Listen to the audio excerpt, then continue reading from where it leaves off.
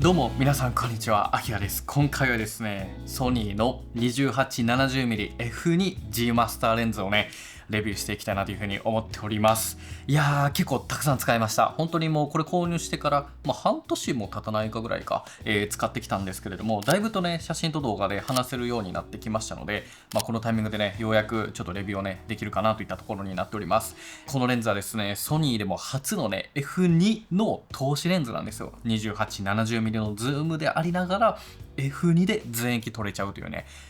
やばいっすよね。普通にめちゃめちゃやばいですよね、このスペックね。発売日はですね、2024年の12月になるので、ちょうど半年前ぐらいで、僕もすぐに買ったんですよね。で、そこからね、やっぱり評価もものすごくて、カメラグランプリ2025ではね、レンズ賞を受賞しているような、そんなね、もう誰もが認めるようなね、素晴らしいレンズにはなっています。で、先日ね、5月頃にですね、FE50-150mm の F2 の G マスターレンズも発表されましたよね。めちゃめちゃ気になるそっちもちょっとすごいね、高いだなとか思うんですけど、ちょっとこれは我慢しますけど、この2つによって F2 同士のレンズっていうのがね、2つとも半年ぐらいでボンボンとね、発表されて発売されているといった状況になっています。で、この F2 同士っていうレンズに関しては、もうキヤノンの RF マウントでなんとね、2018年にね、登場していました RF2870mm の F2LUSM っていうのがね、出てたんですが、もう6年ぐらい前のね、レンズにはなるんですけど、重さがね、約 1.4kg あったんですね。ただね、これ同じスペックなのにも、なんと 1kg を切ってしまうね、約 918g というね、もう、軽いレンズになっています。これだけを見たら軽いわけじゃないけど、このスペックでこの軽さはものすごいね、ことになってるんですけど、発売された時はね、全然違いますけどね。はい。っていうね、ソニーのね、すごい技術が詰まったレンズの一本にはなっています。で、そんなこのレンズのね、価格はね、約45万円です。高すぎるめちゃめちゃ高いですね。ソニーストア価格であれば49万円ぐらいの、約50万円ぐらいのね、レンズという風になっております。で、実際に結論、僕使ってみて、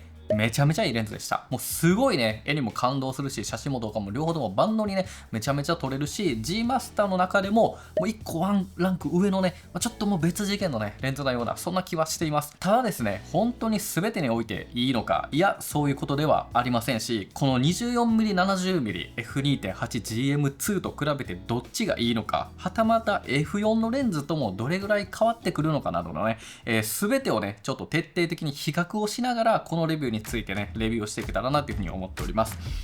ということで、まずは半年間のね、作例がたっぷりありますので、まずはご覧ください。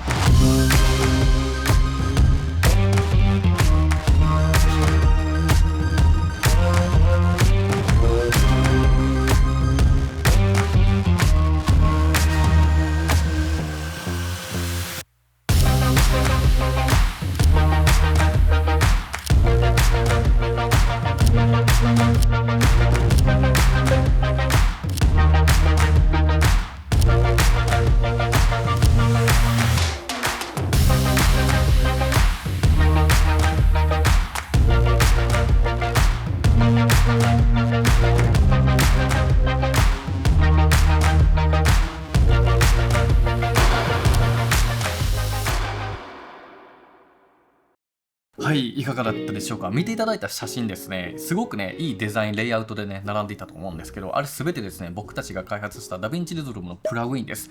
このね、プラグインを使って写真をね、読み込ませるだけで、写真の EXIF データ、シャッタースピード、ISO とか ISO 感度とか、それらが全て自動解析されて、全て一瞬でね、並ぶようなプラグインをね、使ってやっています。これら全てね、すでに販売しておりますので、こういったプラグインとかもね、僕たち使ってたりとか、見ていただいた映像作品もね、全て僕が作ったパワーグレードというね、ダヴィンチリゾルブのノードシステムをね、活動していますので、これらをね、ダウンロードしていただければ同じようなものが再現できますので、よかったらね、ビジュアルパークというオンラインショップぜひね、チェックしてください。ということで、早速ね、レビューしていきたいと思うんですけど、まずはね、ちょっとこれに関してはスペックと外観をね、しっかりと押さえておきましょう。外観はこのような形となっております。今ね、装着しているカメラが、ソニーの α1M2 というね、フラッグシップカメラになっております。これぐらいのね、大きさのものになっていますね。で、鏡頭はこれぐらいの伸び方になりますね。そんなにめっちゃ出るわけではありません。焦点距離は 2870mm 70mm、F2 から F22 までですね。で、絞り跳ね枚数は11枚、フィルター径はこれ驚異の 86mm になっています。なので今、ステップダウンリングをつけて 82mm にね、変換をしています。重量は約 918g で、ソニーストア価格で49万8300円というね、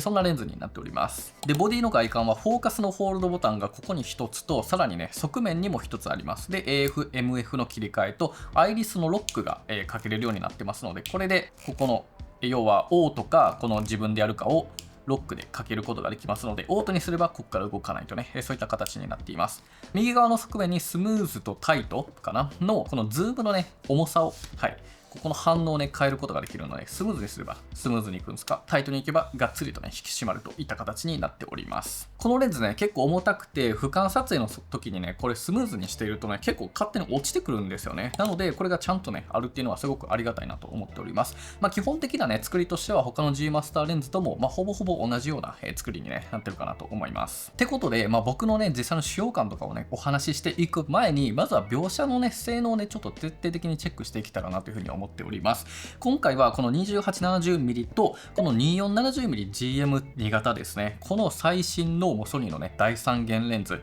こちら価格約29万円ぐらいに、ね、なっていますが、ここの価格差が、約20万円弱ぐらい、ここだけであります。このレンズともう1本いいレンズがね、買えるぐらいのね、差になっていますよね。この20万円のね、差がどこにあるのかっていうのが、やっぱりこの描写性能でね、しっかり見ていく必要があると思うんですね。なので、まずはね、しっかりと描写性能をね、見ていきたいなと思っています。で、そのね、比較とかに入る前に、そもそもね、この G マスターとは何なのかっていうのを、ちょっとね、わからない方向けに超簡単にね、ご紹介しておくとすると、ソニーのね、レンズ群の中でも最もね、最高品質、最高峰の光学性能を持つようなレンズになっています。ソニーというのは、G マスターの他にもこういった G ですね、ただの黒の G と書かれているものと、あとはこういったね、刻印がない、無印レンズのね、3つのシリーズのね、展開があったりします。中でもこの G マスターというのは画質とか描写面が素晴らしいっていうのは、そこはもちろんなんだけれども、そもそもですね、数年後、数年先の未来のカメラの技術の進化というのを見据えて画質設計がされています。あとはモーターとかね、いろんな電子接点とか、いろんなシステムっていうところも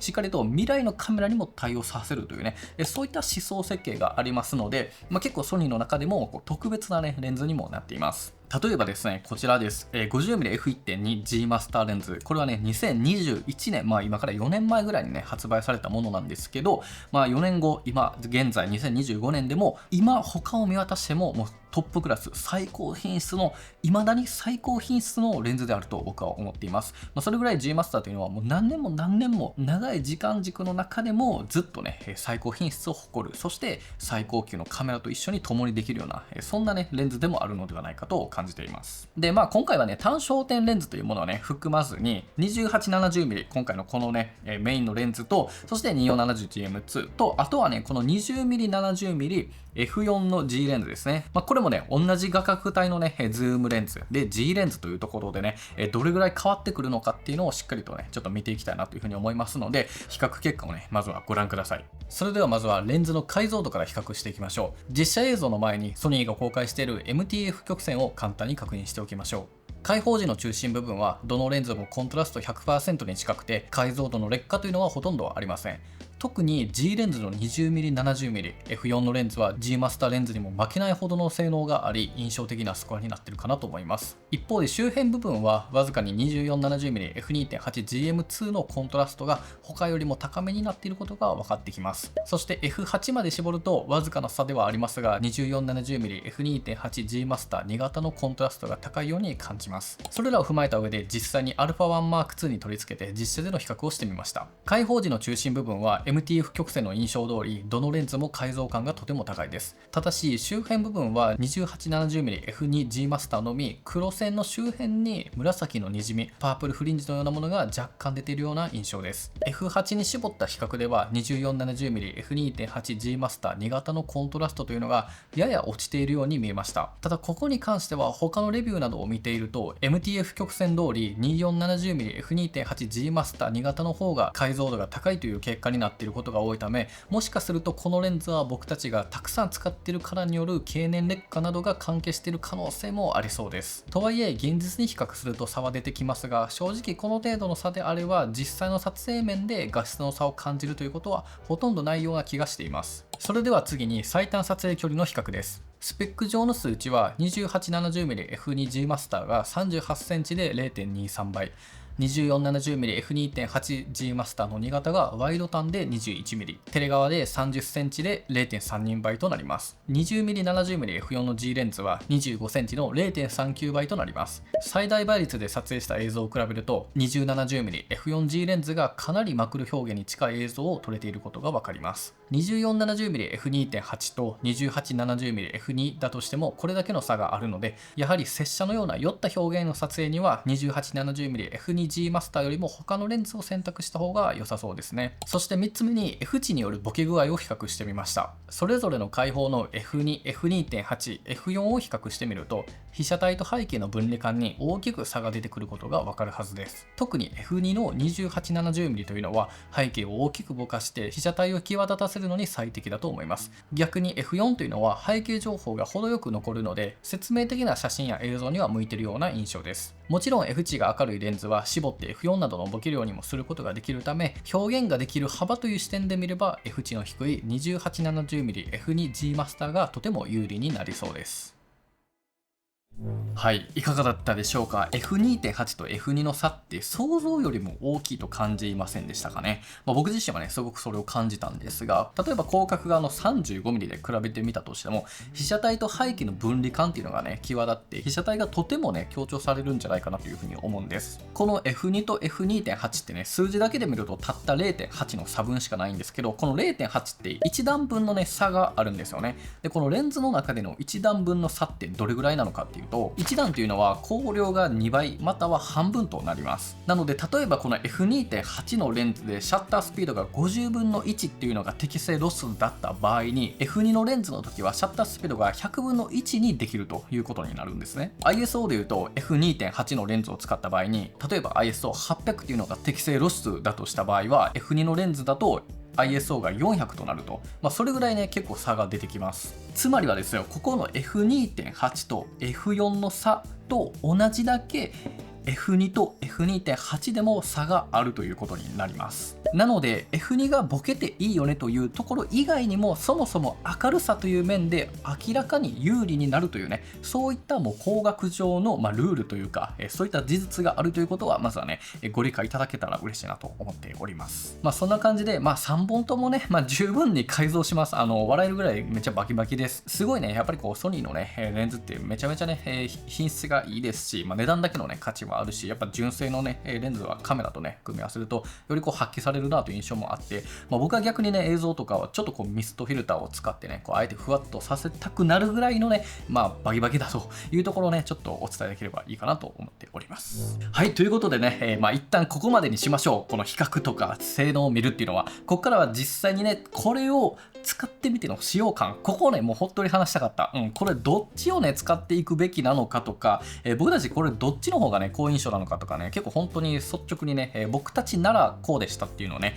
ちょっとお伝えしたいなと思っています。まずやっぱりね画質がねやっぱすごくいい。これ画質っていうかルックがすごいいいという感じがしてます。特にFX2 でね撮影したピアノのね、映像作品があったと思うんですけど、あれねなんとこのレンズ1本だけで撮りました。2870mm でこれだけで撮ってスローモーションも一切使っていません。もうこれでそのままの空気感を撮っただけであのルックなんですよね。で客席が抜けに、なったシーンがマジですごいもうとろけそうになっちゃって、僕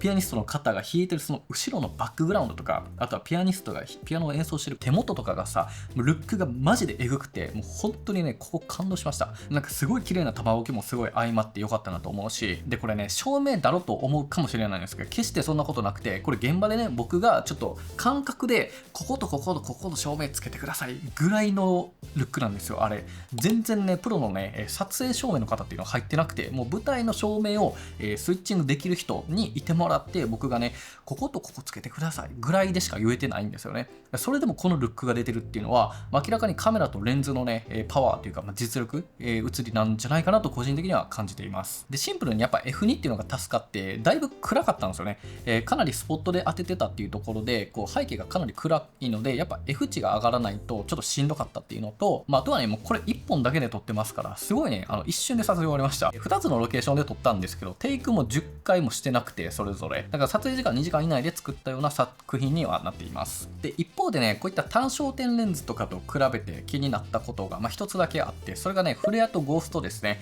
これはねちょっとズームレンズなんでねちょっと仕方がないのかなとは思うんですが、強い光源とかにね向けて撮ったりすると結構ね思った以上に出るなという印象です。これは事実としてお伝えしておきたいですね。とはいえこう直射のね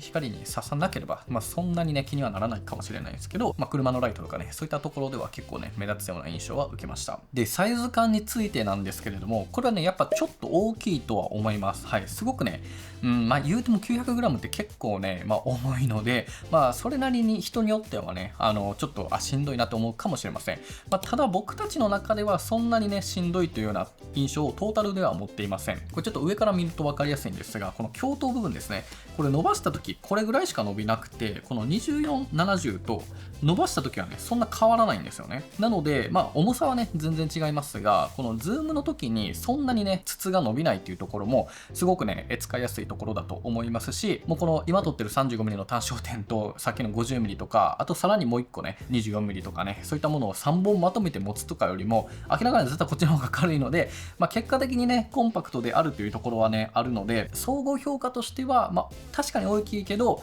めちゃめちゃしんどいようなレンズっていうわけでは全然ないかなと。やっぱりその軽量化のね方向に頑張ったっていうのがすごい効いてきてるなというような印象があります。当たり前やけど日常ね撮影したりとか思い出を記録するとかスナップ用途のレンズではねそれは多分違いますそれにしてはだいぶと重いと思うので、結構こうね頑張って撮ろうという時ですよね。仕事でね今日はいい映像撮るぞ、いい写真撮るぞって気合をね入れれる時とか、そういった時はめっちゃいいと思うし、僕たちも実際に香港とかねこれ持って行って、結構丸一日ね撮影して持って歩いていましたけど、この今日は撮影だっていうそういったモードであれば全然ねいつでも振り回せるかなといった感じではあったかなといったところです。で続いてリアルなね使用感がねもう一個あって、2470mmGM2 の上位互換ではありません。僕ねこれ買った時にこれよりもいいレンズみたいな、なんかねちょっとすいませんこんなねなんか感じで思っちゃってて、なんかこれがね全然違うかった。これはね本当にいろんなところで使ったクロスのねリアルなね意見だと思ってるんですが、自分の中でこれ似てるようで結構ね用途とかもかなり違ってくる印象があります。一番ねちょっと僕たちの中で良くない意味での意外だったのがよれないんですよね。2870がこのレンズねあんまりよれなくて、最短撮影が38センチになります。だから結構やっぱねよれないで、倍率も 0.23 倍になるんですよね。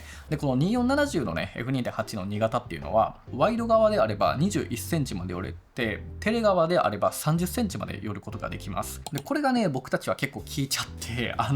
僕らねレビュー動画の作成でいろんなところでねこうインサート映像を撮りたいんですよね。特に香港とかでも持ち出してて、これでねもう結構ボディインスタントとかをねいっぱい撮ろうと思ってたんですけど、やっぱ寄れなくてこうボディの細かな造形とかなんかこうちょっと物撮り的なところでやっぱこっちをね使いたかったなっていうような時がね結構多かったんですよね。これ持っていてなかったんですよ2470を。なのでちょっとこうやっぱ寄っていろんなこうマクロ的な、マクロまではいかなくてもそういったものを撮るなら2470の方がね絶対撮りやすいというようなそんな印象があります。でさらにあとはね広角側のね 4mm の差っていうのが結構やっぱ大きいんですよね。ソニーのカメラってねやっぱクロップのねカメラなんですよね。これ結構同画面で言えることなんですが、例えばブリージング補正をしたければ 1.1 倍ぐらいのクロップで、アクティブ手ブレ補正を入れたければ 1.1 倍のクロップがまたきますよね。でさらにこういった α1-2 とか 7C2 とかのダイナミックアクティブを使いたかったら約 1.4 倍ぐらいもっともっと入っていくんですよ。だから動画とかをね撮りたい時にやっぱクロップの中での 28mm スタートっていうのがやっぱ倍率でね書かれていくので、やっぱ結構きつかったですね。広角側が足りないです。写真においてもやっぱ4センチの差っていうのは結構やっぱ大きいので、特に香港ってね結構ビューをねこう撮りたいことが多かったんですよ。やっぱちょっと物足りない。っていう時とかがやっぱ要所要所でやっぱあったんですよね。なので広角側の28っていうのは結構やっぱね大きく、違ってくるような印象があります。そんなね実際のこう使用感っていうのは裏腹にこっちのレンズの方がねやっぱりいいなっていうものがやっぱ F 値なんですよ。ここがやっぱここのね2つの別物だと感じていて、 F2.8 と F2 っていうのがねやっぱ一段分の差っていうところで明るさにね明確な物理的な違いっていうのはねあるんですけど、それに踏まえてルックが違うんですよね。これはね結構僕の勝手な印象ではあるんですけど、ポートレートの撮影であったりとか、写真動画も含めてピアノのね映像作品を作った時のねような映像のようにこう非日常感がある、そういったルックがね生まれやすいのがこの 2870mm だったなというふうに感じています。でそれこそこう単焦点のような、単焦点がいらないっていうようなことをね言いたいわけではないんですが、なんていうかな、このビジュアルを求める作品として何かを記録したいっていう時はやっぱりこの 2870mm をね選びたくなるよう、そういったね印象があったりしています。そんな感じでね僕たちの中ではこの2470と 2870mm が、別物だったなというような結論をねつけて終わりたいと思うんですが、最後にね実際に使っててちょっと注意点が結構あるなという印象もあるので、そこだけお伝えさせてください。まずねフィルター径が 86mm になっていて一般的なサイズよりも大きいんですね。この2472型は 82mm で、これがマックスぐらいの、レンズ径と思われると思うんですけど、まさかの86出てしまったんですよ。で50×150に関しては 96? でかい95かでかすぎやろうとか思うんですけど、こうなってくると結構しんどくて、僕たちのねフィルターシステムを 82mm で揃えてるから、今回はステップダウンリングを今つけてるんですよ。なので、こういう工夫がいるし、動画だったらね蹴られもそんな気にならなかったんですけど、やっぱ写真だと広角画で出てくると思いますし、あとはねちょっとこれね撮れなくなっちゃって今ねちょっと応急処置でこれをね取り外すなんか専用のねレンチとかがあって、それをねさっき Amazon で発注して、